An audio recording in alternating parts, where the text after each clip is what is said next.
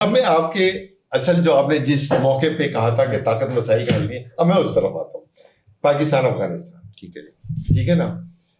हमने वो किया जो हमें करना चाहिए था और बहुत पहले करना चाहिए था। It was too late to do. कल हमें हमारे एक गेस्ट ने बहुत अच्छी रात से पर्दा उठाया बकौल उनके।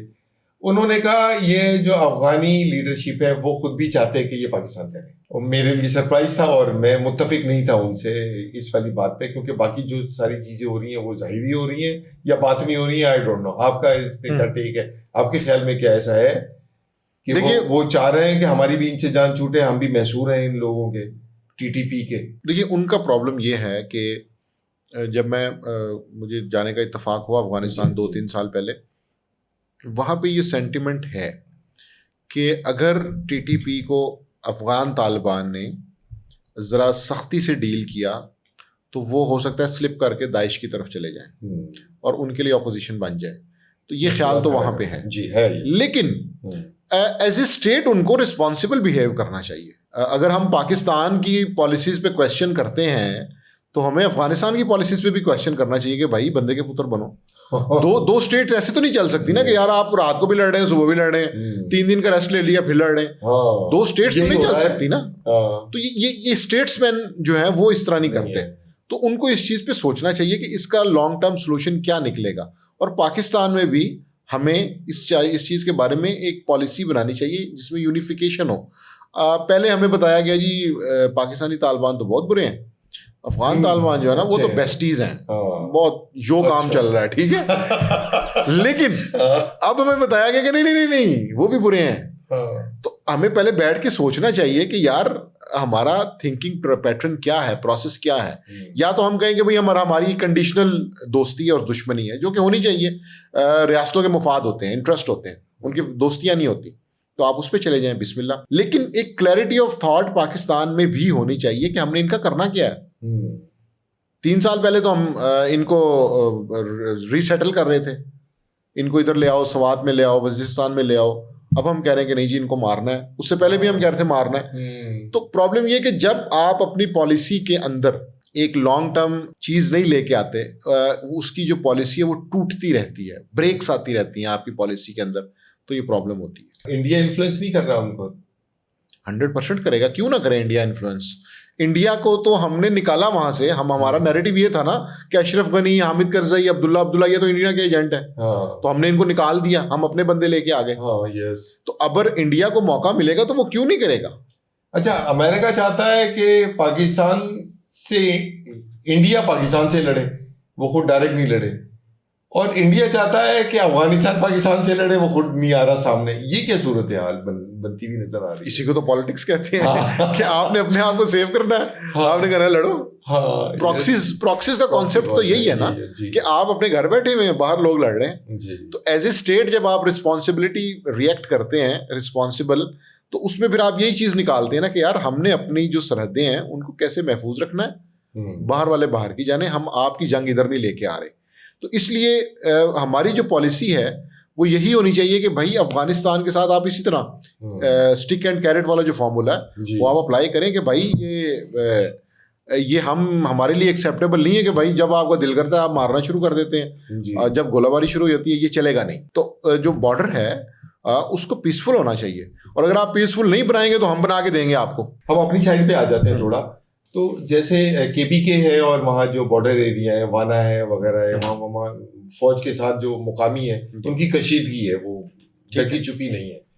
तो उसको आप किस तनाज़र में देखते हैं कि मतलब वो कहाँ जाके बैठेगा वो ऊंट? अच्छा, वो उसमें ना जी बड़ा एक टेक्निकल नुक्ता है जो मैंने ऑब्जर्व किया है जी, वो ये है कि जो ऑपरेशंस हुए ना खैबर पख्तूनख्वा में, उसका जो सेकंड फेज बनना था ना जिसमें रिहेबिलिटेशन होनी थी, वो नहीं हुई, वो नहीं हो पाई। अच्छा, उसकी वजह से जो कॉमन मैन है वो आपकी इस जंग से इररेलेवेंट हो गया। वो कहता है कि यार मुझे कुछ नहीं मिलता इसमें से, तो मैं तो इधर बैठा हूं, तुम लड़ो। तो जब ये डिस्कनेक्ट आ जाए ना तो फिर मुल्क के लिए बहुत मुश्किल होता है, रियासत के लिए बड़ा मुश्किल होता है। आपको उनको साथ लेके चलना पड़ेगा। आपको सिविल इंफ्रास्ट्रक्चर और रिहेबिलिटेशन के जो मसाइल हैं वो आपको देखने पड़ेंगे कि यार इनको हमने रियासत के साथ लेके चलना है। अभी वादिया तीरा में जो ऑपरेशन हुआ है जी उसमें उन्होंने कहा कि ठीक है हम आपको एडवांस पेमेंट देते हैं। जो लोग निकले हैं वहां से मुतासरीन हैं, जी, पिछली दफा यही प्रॉब्लम आई थी ना कि जी ऑपरेशन के बाद पैसे नहीं मिले जी, तो आप अब उनको निकाल रहे हैं वहां से, तो आप उनको दे दें पैसे कि भाई ये रेंट का घर ले लो जी, ये अपनी गाड़ी का फ्यूल ले लो, अपने घर का राशन ले लो, कंपनसेशन ले लो। जी, तो गुड गवर्नेंस जो है वो फिर यहाँ पे आती है, वो यहाँ पे आती है कि आपके पास पैसे भी हैं, बेघर नहीं करते हैं लोगों, तो आप अपनी विल से उनको फैसिलिटेट कर दें, ऑपरेशन आप करें, बिस्मिल्लाह जरूर करें। लेकिन क्या है कि वहां से जो लोग मुतासिर हो रहे हैं वो गुड गवर्नेंस के जरिए आप उनको फिर फैसिलिटेट करें। पाक अफगान जो वॉर थी, it's one sided but war is war, तो वो तो पस मंजर में चली गई। ईरान और इसराइल की जो बड़ी इंटरनेशनल जंग शुरू हुई है उसके सामने, तो अभी कोई वहाँ अटैक्स वगैरह हो रहे हैं छोटे मोटे इस वक्त पाकिस्तान अफगानिस्तान में? बिल्कुल, कभी कभी मेरा ख्याल है कि बहुत कम आ रही है। हाँ, न्यूज़ बिल्कुल कम हो गई है, लेकिन मामला चल रहा है। उसकी वजह ये कि जब तक कोर इशू रिजॉल्व नहीं होगा तो ये ईरान ने कल कहा है सालसी अदा करने का, अब जो खुद ऑलरेडी वॉर में वो अब सालसी अदा कर रहा है, बताए नहीं। अब हम जो शुरू में बात कर रहे थे कि जो इंटरनेशनल नॉर्म्स हैं वो सारे के सारे चेंज हो गए हैं। वो जो रूल्स एंड रेगुलेशंस बनाए होते थे या एटलीस्ट उनकी हम बात कर रहे होते थे, अब जिस तरह आपने ईरान की बात की है, इराक पे जब हमला हुआ या अफगानिस्तान पे हमला हुआ, कुछ ना कुछ यूनाइटेड नेशन इन्वॉल्व था, यूएन सिक्योरिटी काउंसिल इन्वॉल्व थी, कोई 2-4 इजलास हुए थे। अब वो तकल्लुफ भी नहीं है। अब सुबह 8:30 बजे आपने बम मार दिया, खत्म होगी बात, मुज़ाकरात फोर्स मेजर में चले गए बस। तो ये चीजें जो है ना, अब वो जो कॉन्सेप्ट है वो अब एक नई दुनिया आ रही है, और उसके लिए फिर ये जरूरी है कि एज ए स्टेट हम अगर रिस्पॉन्सिबिलिटी के साथ चलना चाहते हैं तो हमारे पास एक डिफेंस होना चाहिए, हमारे पास एक मजबूत सिस्टम होना चाहिए, ताकि हम दूसरों की लड़ाई तो बाद में हल करवाएंगे, अपना जो ग्राउंड है उस पर तो स्ट्रांगली खड़े होना। इसमें मेरा पिछला वाला सवाल था, उसका आपने प्रॉपर जवाब नहीं दिया। इस सूरत हाल में इस्टेब्लिशमें के पास अगर ये वाला रास्ता होता कि वो किसी तरीके से हाइब्रिड सिस्टम में तहरीक इंसाफ को अपने साथ चला देती, तो वो वाली बॉर्डर सिचुएशन बेहतर तौर पे कंट्रोल नहीं कर लेते आपके ख्याल में? 100% हो सकती थी। उसकी वजह ये है कि जो पॉलिटिकल नैरेटिव है केपी गवर्नमेंट का और फेडरेशन का, उसमें फ़र्क है जी। तो उसमें सॉल्यूशन तो यही है कि जब आपने पॉलिटिकल नैरेटिव को मुत्तहिद करना है या एक यकरुख कर लेके चलना है, तो उसमें प्रॉब्लम आ रहा है। अब उसका सॉल्यूशन क्या है कि तहरीक इंसाफ कहती है कि ये लिंक्ड है 804 से। आप ये नहीं कर सकते कि हमारा लीडर जेल में हो, सर नहीं हो सकता, और आप उधर से कहेंगे जी हम गवर्नमेंट के साथ बैठे हैं। तो ये जो मुसल्लस है जिसको हम ट्रायंगल कहते हैं, तो इसमें मेरा ख्याल है कि तीनों जो कॉर्नर्स हैं उन पे आपको काम करना पड़ेगा। आपके ख्याल में ये जो भी 3-4 केसेस जो हैं उनके जो उन्हें बरी कर दिया गया है, बीबी को भी और कैदी 804 को भी, तो वो इसी मामले की पेशरफ्त आपको नहीं दिख रही?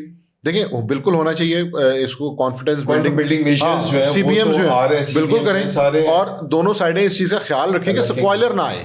स्पॉइलर तो आएंगे, देखिए स्पॉइलर कौन होगा? जिनकी वो स्पॉइलर नून लीग होगी, पीपल्स पार्टी होगी, क्योंकि वो तो अब टीम बी बन चुकी है, ठीक है, और गैर फाल है। वो जो उन्हें काम करना चाहिए था वो तो नहीं है। इनकलाबी यूट्यूबर भी होंगे, इनकलाबी यूट्यूबर जो रात को बैठ के वीडियो करते हैं, कल इमरान खान रिहा होने वाला, वो अच्छे खासे सीनियर मैंने देखा है, बहुत सीनियर साहब ही बाहर जाके बहुत ही अजीब सी बातें कर देते हैं।